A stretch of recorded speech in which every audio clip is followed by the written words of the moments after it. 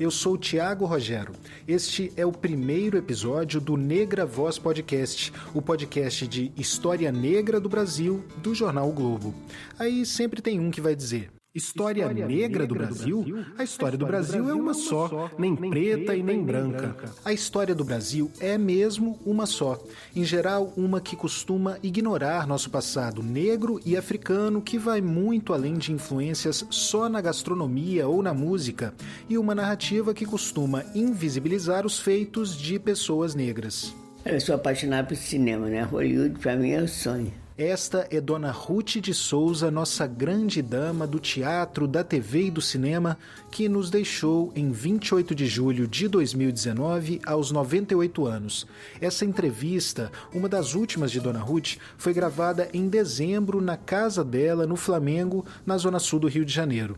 Conversamos sobre a vida e a carreira dela. Ruth de Souza foi a primeira atriz brasileira indicada a um prêmio internacional de cinema. A primeira atriz negra a se apresentar no palco do Teatro Municipal do Rio e a primeira atriz negra a protagonizar uma novela na TV brasileira. Ruth de Souza abriu portas.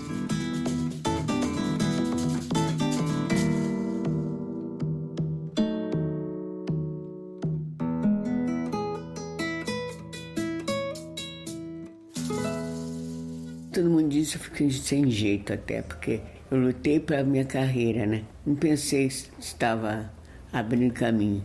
Sempre eu digo, se eu abrir o caminho, vieram atrás de mim porque quiseram. Na verdade, eu me sinto até sem graça quando a gente fala que eu abri caminho. Comecei, né? Depois apareceu outros com mais coragem de entrar, de chegar. Talvez por falta de coragem de enfrentar, porque o negócio de preconceito de cor foi muito difícil.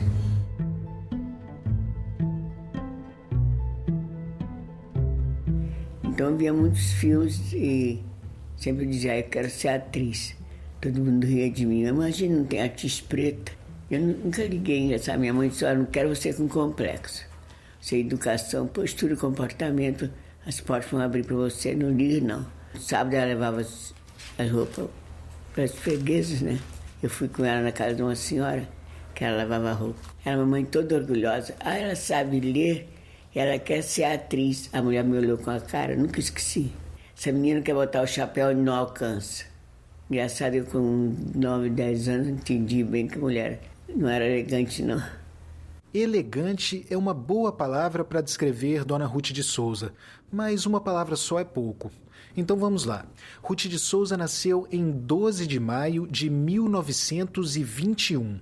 É filha de Alaide Pinto de Souza e Sebastião Joaquim Souza. Eu nasci no Engenho de Dentro, mas fui para o interior. Meu pai tinha um pequeno sítio. Fui para o interior ainda neném ainda. Cresci, fiquei até 9 anos quando ele faleceu. Com 9 anos eu vim para o Rio. Minha mãe vendeu lá o sítio, eu não era no Rio. Minha mãe lavava a roupa, criava 3 filhos, minha irmã e meu irmão. Tive uma infância bem feliz. Eles voltaram ao Rio e foram morar em Copacabana. Lá a garotinha Ruth conheceu o que era cinema. O primeiro filme que ela viu foi Tarzan, o Filho das Selvas, de 1932. É desse filme que vem aquele grito famoso.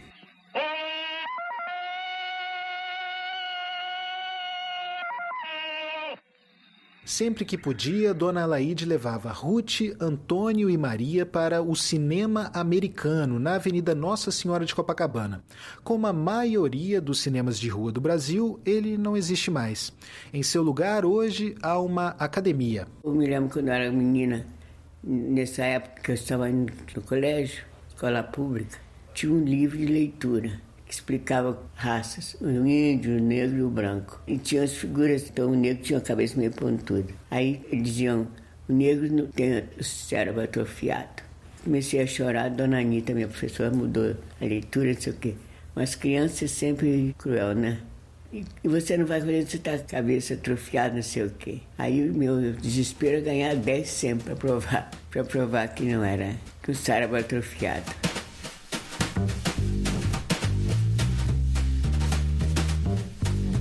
Enquanto estudava, e estudava muito, Ruth de Souza mantinha vivo o sonho de ser atriz. Aos 17 anos, ela leu na antiga Revista Rio sobre um grupo de teatro formado só por atores negros.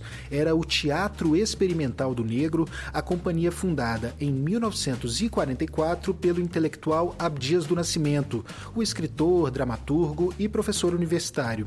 Quando Ruth conheceu o grupo, eles estavam preparando uma montagem da peça O Imperador Jones, de Eugene O'Neill.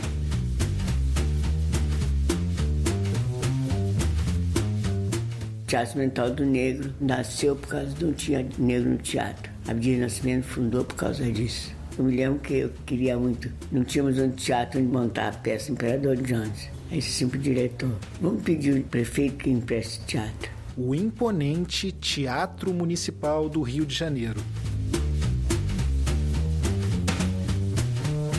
Municipal para mim é uma joia, adoro o Municipal. Ele emprestou o teatro no dia 8 de maio de 1945, dia que acabou a guerra. Então a gente lá dentro interpretando e lá fora o mundo inteiro festejando o final da guerra. Foi assim que Dona Ruth de Souza se tornou a primeira atriz negra a se apresentar no palco do Teatro Municipal. Eu trabalhei 5 anos no Teatro Experimental do Negro como amadora. Aí depois fui um grupo como profissional, chamava Comediantes. Tinha Cássio da Beca, todo mundo começando, né? Era começo todo mundo. E Jorge Amado, baseado no livro de Jorge Amado, Terra de Sem Fim. Jorge Amado ia todo dia para lá, ele era deputado na época, mas às 5 horas ele ia para o teatro ver o ensaio da gente. Em 1949, Alberto Cavalcante e Franco Zampari fundaram, em São Bernardo do Campo, a Companhia Cinematográfica Vera Cruz. A produtora fez tantos filmes que ganhou o apelido de Hollywood brasileira. Alberto Cavalcante, que era um grande cineasta brasileiro que fez muitos filmes na Inglaterra e tudo, veio para a Vera Cruz para organizar com o Franco Zampari. Ele viu meu trabalho e me convidou para ir para São Paulo. Então lá eu fiz um filme atrás do outro. Fiz Terra Sempre Terra, Ângela, Sim a Moça. Era muito gostoso levantar às 5 horas para chegar lá às 7, porque nós morávamos ali no Bela Vista. Nós íamos para São Bernardo do Campo todo dia. Era maravilhoso, todo mundo um torcendo pelo outro, todo mundo querendo acertar, né?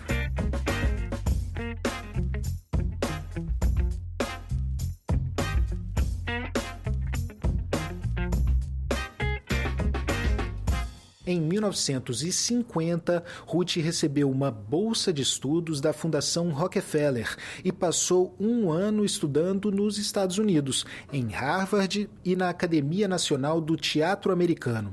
Quando ela voltou ao Brasil, foi convidada a interpretar a escravizada Sabina em Sim a Moça. A trama se passa nos últimos anos antes da assinatura da Lei Áurea. Por esse papel, Dona Ruth se tornou a primeira atriz brasileira a ser indicada a um prêmio internacional de cinema, o Leão de Ouro de Melhor Atriz, no Festival de Veneza de 1954. Concorria com Lily Palmer, Michelle Morgan e Katharine Hepburn. Eram grandes estrelas da época, né? E eu não ganhei porque o meu papel era coadjuvante. Então eu fiquei eu não sabia de nada, eu bem bobo. Eu tinha uma amiga minha que trabalhava, secretário do Dr. Franco Zampari, foi correndo em casa, olha, viu ele lendo o telegrama, né? Talvez eu ganhasse. Ela foi correndo lá contar, eu fiquei sabendo assim. Aí eu também não entendi, não mandaram ninguém lá acompanhar nada. Quem levou o prêmio foi a alemã Lily Palmer, por Leito Nupcial. E Ruth continuou a carreira no teatro e no cinema. Fez filmes como Candinho, com Mazzaropi, e Assalto ao Trem Pagador, com Grande Otelo. Eu estava com tanta saudade. Você demorou tanto. Às vezes eu fico pensando que se não fosse a Verinha, numa dessas você não voltava mais. Ainda nos anos 50, ela fez os primeiros papéis na TV, em teleteatros, mas foi em 1965 que ela atuou pela primeira vez numa novela, A Deusa Vencida, da TV Excelsior, que não existe mais. 4 anos depois, Ruth de Souza fez sua estreia na TV Globo, em Passos do Vento, de Janete Claire. Aí o Sérgio Cardoso, que era muito meu amigo, estava fazendo sucesso na Tupi. Ele tinha feito judeu, tinha feito português, então resolveu fazer um negro. Sérgio tinha feito vários papéis na Tupi. Ele trazia também a publicidade. Me convidou para fazer o Tia Chloé, que era a mulher do pai Tomás. A novela A Cabana do Pai Tomás foi inspirada no livro homônimo escrito pela americana Harriet Stowe, uma escritora branca abolicionista. A obra foi publicada pela primeira vez em 1852 e fez tanto sucesso que teria sido um estopim para o início da Guerra Civil dos Estados Unidos, que pôs fim à escravidão por lá. Para viver o escravizado Tomás, foi escolhido um ator branco, Sérgio Cardoso. Ele usava peruca e pintava o rosto, a prática que hoje chamamos de blackface. A dona Ruth tinha muito carinho pelo Sérgio Cardoso. Ela costumava dizer que toda vez em que pediam a ele a indicação de uma atriz, Sérgio respondia com o nome dela. Acontece o seguinte, que muita gente também fez maldade. Chegaram a dizer que o Sérgio botava rolha no nariz porque era nariz de negro. Alguém pode falar com rolha no nariz? Mentira, eu não tinha nada disso. Ele usava uma maquiagem mais escura. Muita gente, não tem que fazer, porque imagina. Eu falei assim, olha, eu vou trabalhar, não tem nada com isso. Assim, em 1969, Ruth de Souza se tornou a primeira atriz negra a protagonizar uma novela na TV brasileira.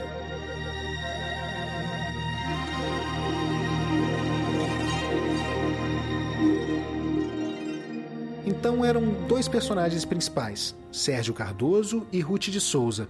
Só que o nome dela não aparecia na abertura dos créditos. Primeiro vinha o do Sérgio, depois o de outras atrizes e atores brancos e então Ruth de Souza. Esse não foi, claro, o único caso de preconceito que Dona Ruth de Souza enfrentou na carreira.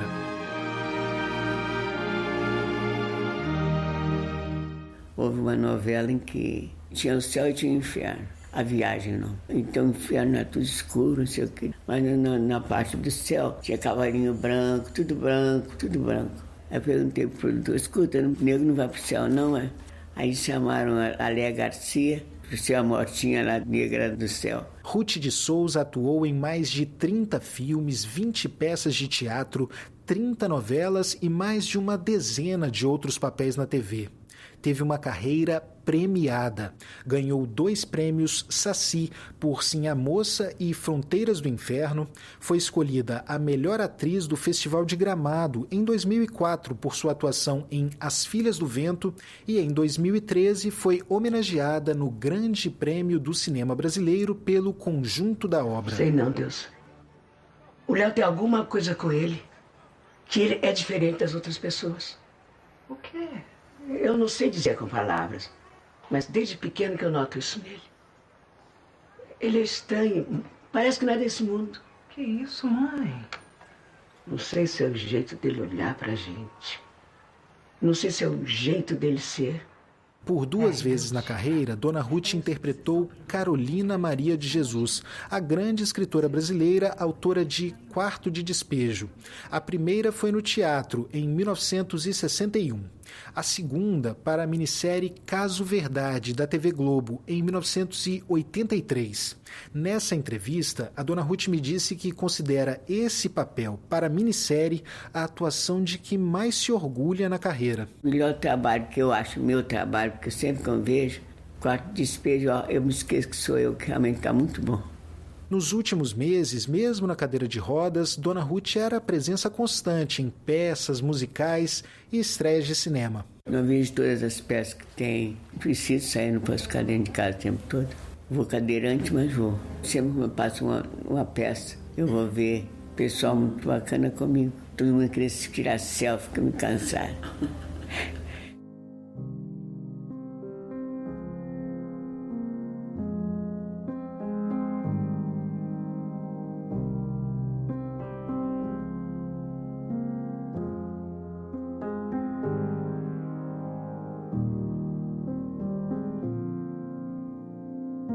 Como eu sempre fui de uma família com muito letramento racializado, né?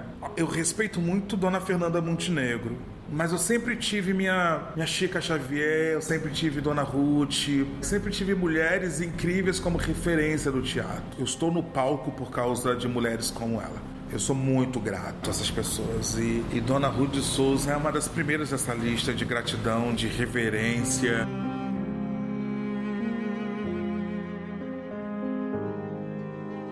Este é o Rodrigo França, ator, diretor e roteirista que tem lotado salas de teatro pelo país com peças como Contos Negreiros do Brasil. O Rodrigo também é um personagem deste episódio. A ideia do Negra Voz Podcast é mostrar exemplos de negros brasileiros de sucesso nas mais diversas áreas: literatura, empreendedorismo, música, dramaturgia, intelectualidade, tanto personagens históricos quanto personagens contemporâneos, como o Rodrigo. Ninguém reclama quando só tem branco no palco. E aí, quando eu vou colocar negro no palco, é um problema. Eu não só trabalho com pessoas negras. Se eu puder, se a produção for 100% minha, será. Dentro e fora de cena. Um corpo de trabalho, porque a maioria dos espetáculos tem um corpo 100% branco. E ninguém questiona. Eu quero que o meu iluminador seja negro, seja negra, a parte da dramaturgia, da direção, da sonoplastia, da assessoria de imprensa. Tem gente que me acha revolts. Não sou, eu sou um amor. A grande diferença é que eu falo de coisas sérias. Não dá pra você ser fofo discutindo coisas sérias. E muito mais do que isso, como o racismo se fala muito pouco no Brasil, principalmente em arte, quem fala parece um tom a mais, mas às vezes eu estou dizendo o básico. Talvez você o conheça pelo Big Brother Brasil. Ele foi um dos participantes da edição de 2019. Ou talvez você o conheça por causa das peças, muito antes do programa. Isa, eu também voto. Quem que é Isa? Coração da Anitta. Quem que é Isa? Uma morena, rapaz. Pensa na morena. Negra. Linda. Qual a diferença de morena e negra? No início do século XX, existia uma ideologia do embranquecimento, do branqueamento, para melhorar a condição econômica, política e social do Brasil. A gente passou décadas acreditando que as pessoas negras com pele clara são pardas ou brancas. Uma pessoa negra de pele clara continua sendo negra. Rodrigo Ferreira França nasceu em 28 de janeiro de 1978. Eu nasci em Botafogo, mas a minha família, por parte de mãe, é oriunda da Zona Sul, aqui do Rio de Janeiro, e parte de pai da Zona Norte. Como o meu pai era militar e ele trabalhou durante muitos anos no quartel da Baixada Fluminense, a gente foi morar na Penha. E eu sempre tive a possibilidade de transitar nos dois extremos da sociedade, né? Ele é um dos 4 filhos, todos homens, de Vera Lúcia Ferreira e Nelson Silva França. Rodrigo é trigêmeo. Ele e os irmãos estudaram no Colégio Pio XI, em Ramos. Uma escola também de classe média, escola particular. Eu e meus irmãos, como os únicos negros, tinham pouquíssimos. Eu não sirvo tanto de parâmetro, porque eu não vou ter aquela história para contar de quem passou fome, de quem passou necessidade e ascendeu. Eu sou de uma família que teve uma média condição econômica para poder investir principalmente em educação. E depois, quando eles me entenderam como uma criança que gostava de arte, meu pai foi o primeiro a estimular, né? Isso é uma relação de privilégio, eu acho que é 1 em 1 milhão, né?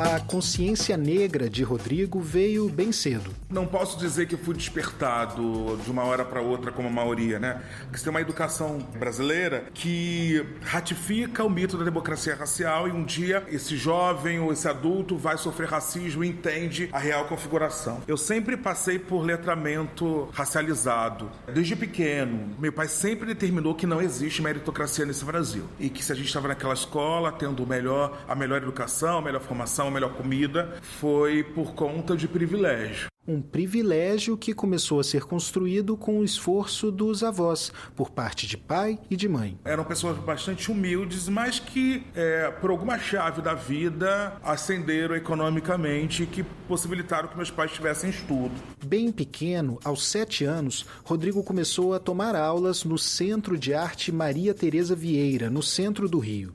Desenhava, pintava e esculpia. Chegou a fazer 4 mostras individuais. E aí o teatro, quando eu fiz 14 anos, o teatro me roubou das artes plásticas, porque eu era um nerdzinho tímido e muito introspectivo. Ele foi para a Companhia de Teatro da UERJ, a TUERJ, comandada pelo ator e diretor Antônio Pedro, aquele mesmo famoso pelos trabalhos na TV, nos palcos e no cinema.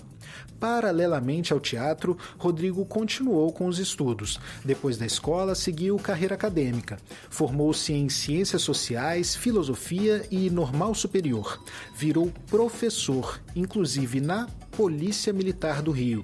No curso de formação de PMs, dava aulas de Sociologia Criminal, Sociologia Jurídica e Ética e Direitos Humanos.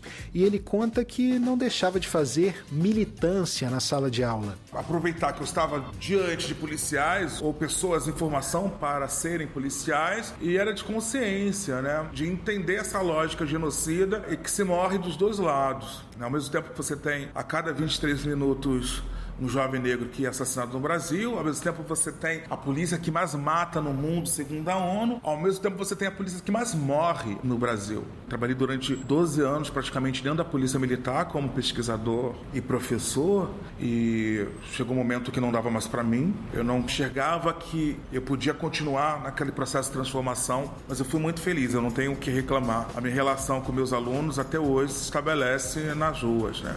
Às vezes para uma viatura para poder falar comigo.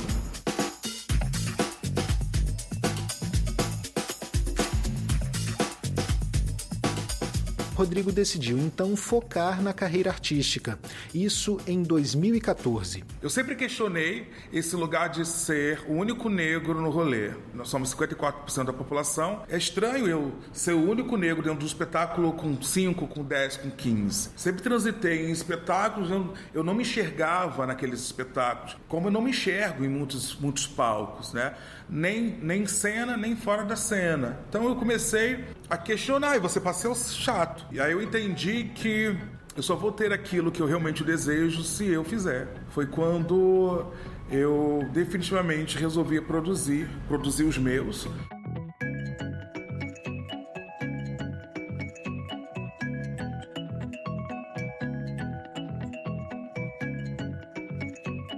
A primeira peça que ele fez com uma temática mais étnico-racial foi Chama, sobre a condição do jovem negro. Daí vieram peças como a infantil O Pequeno Príncipe Preto, escrita e dirigida por Rodrigo e que é estrelada por outro ator, Júnior Dantas. E Oboró, Masculinidades Negras, dirigida por Rodrigo e com texto de Adalberto Neto. Não tem nenhum agradecimento ali na hora dos aplausos, na hora de abaixar, de me curvar, e que eu não esteja chorando.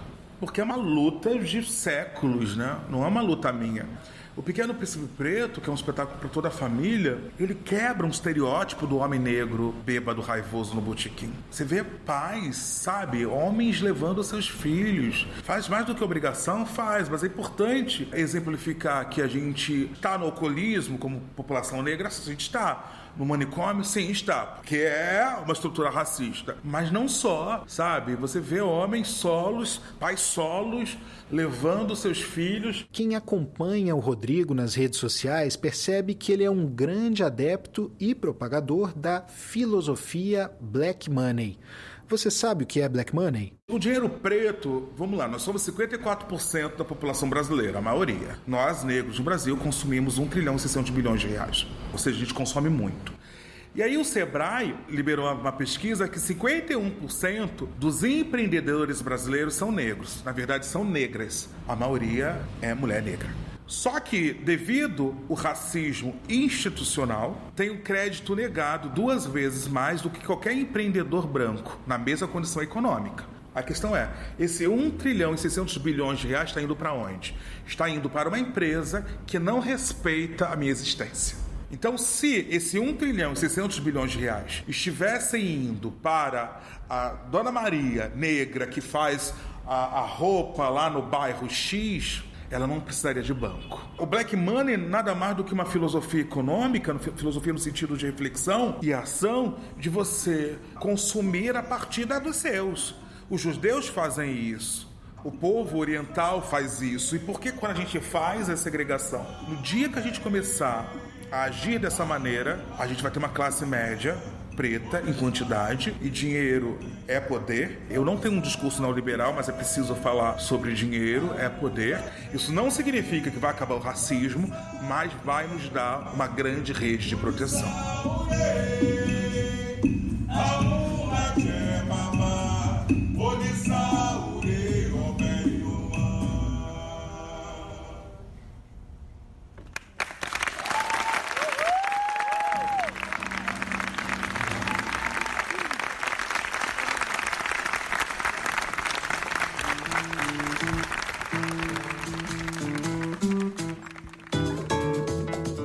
Antes de encerrarmos, só uma observação. Embora cada episódio seja temático, nenhum deles terá a pretensão de ser, entre muitas aspas, definitivo sobre seu tema. Este capítulo, por exemplo, foi sobre dramaturgia, mas não daria para contar a história de todas as atrizes e atores negros brasileiros num só episódio. Nas próximas semanas, toda quarta-feira, ouviremos aqui a vida de personagens como Teresa de Benguela, Conceição Evaristo, Luísa Maim, Lélia Gonzalez e muitos outros, e até de alguns nomes históricos que talvez você não conheça. Se você gostou, por favor, compartilhe o Negra Voz Podcast. Produção e roteiro são meus, Tiago Rogero. A edição foi minha e do Victor Carvalho. Captação do áudio, Maurício Belli. Pesquisa de áudio, Alice Cravo. A trilha de abertura e encerramento é de Victor Rodrigues Dias e Felipe Knaip. Até semana que vem. Obrigado, Dona Ruth de Souza.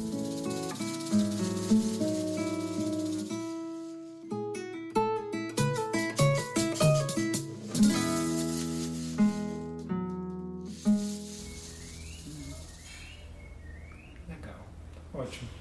Acho que foi ótimo, Dona Ruth. Espero que tenha dado um bom material para Nossa, você. rendeu demais. Muito bom, muito bom.